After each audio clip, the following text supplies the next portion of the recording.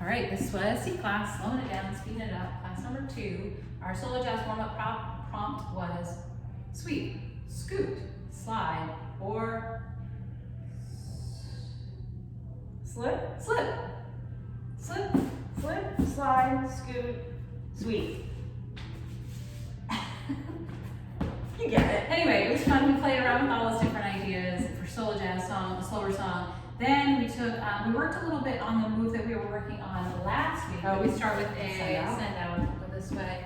We talked about actually one thing here, picking up the handle. Listeners, some people had trouble with that. You can pick it up right as it's leaving your shoulder leads. We also gave the other option of doing like a tuck turn where you pick up the hand here, and then here you are left, left. You just keep going. Slide under.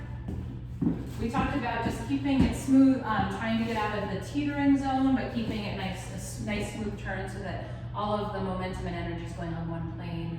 Any other big things there? No, I think that's basically But anyway, it. you guys, that was fun. And then we worked on a new thing tonight, looked like this, taking this idea of these circles. We're doing 1, 2, 3, 4, 5, 6, 7, 8. 1, 2, 3, 4, 5. Let's do that from the side. So we did 1, 2, 3, 4, 5, 6, 7, 8. 1, 2, 3, 4. Wah. Ooh, da.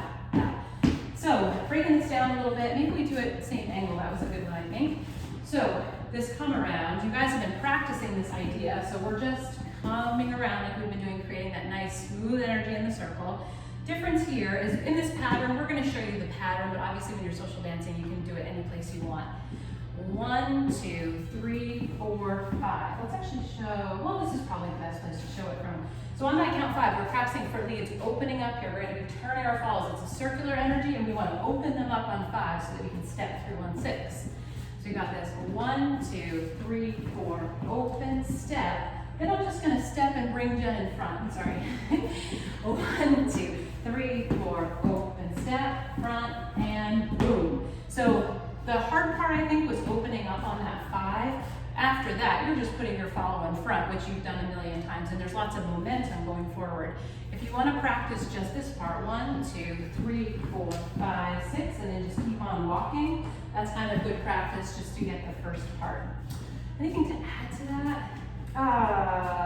Just for this first part? Mhm. No, not really. I think we were pretty. Oh, it's just saying square your partner. Sometimes, I think when we first started, some of the follows were not staying square, and so they were opening up a little bit too much, and they were walking backwards. That was on the other move too. It's the same feeling, but just making sure that you're not walking backwards away, and you're keeping your weight forward. Cool. Yeah. Ooh, yeah, this position, staying sturdy there.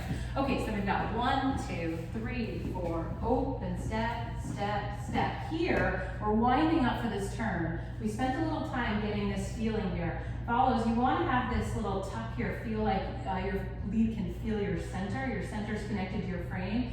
So you have to kind of like keep your nice solid frame while you're twisting into your right shoulder. If you break that frame at all, the lead isn't going to find that center, which we're not going to have a good wind up, which then releases into this nice turn. So that was something we spent some time practicing, just finding that little spot there where your center is connected to your frame that's moving this way. Right? Anything to add to that? So we had boom, ba, da, da, and then we practice this position here. So we've got this little lunge position. We talked about if we just went away from each other to find this. So this is kind of the position we're in here. And we talked about like not being shy about, well, not sticking out your butt too much. It's going to be hard. You'll attach in the chest, but you won't have this nice like connected position where it's sort of puzzle pieces coming together. Some folks in class just seem to maybe a little hesitant to kind of just go for it. Commit. We understand that. Yeah. But if you can try it and see, it can feel kind of nice. Leads, you want to kind of think about scooping, like if we're here, boom, just scooping up that energy and boom, bringing it right here. You want your fellow to have no guesswork on what they're doing right there. You want to actually just put that weight down. And then, was anything else? I was just going to say, you might want to face this way, but I noticed some people were just keeping the arms up here for the drag. And you might want to practice next week actually getting that hand down and back to make it more like a true slow drag position.